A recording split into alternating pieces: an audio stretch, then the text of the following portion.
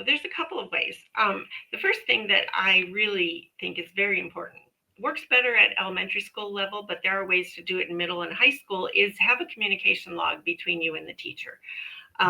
Very easy to do in elementary school. You set up something either online or as a paper log that goes back and forth, or you have periodic meetings with the teacher and maybe some of the related service people to talk about what's happening or what's not happening. Um, that's really easy to do in elementary school. In middle and high school, I think the easiest way to do that is to they all have online things like Schoolology and some of the other programs, and you have ways to communicate with your teachers. And I think setting up a way to communicate with your child's case manager, and then if necessary go to the teachers depending on what's happening if your child's struggling in a particular area. So I think those are really important ways to stay on top of what's happening.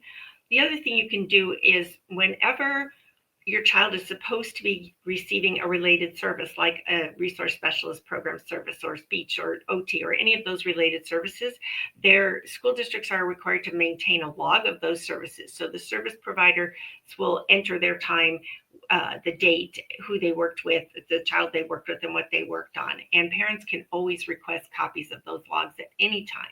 And in fact, we often recommend that parents request copies of their child's entire educational records at least once a school year. So you have an idea what's in the records, because you may not have any idea that there's something in the records that maybe shouldn't be in there or needs an explanation. So I think that's really important. You have the right to have copies of all personally identifiable information pertaining to your child. Personally identifiable meaning your child's name is on the document or on the log or whatever you're looking at.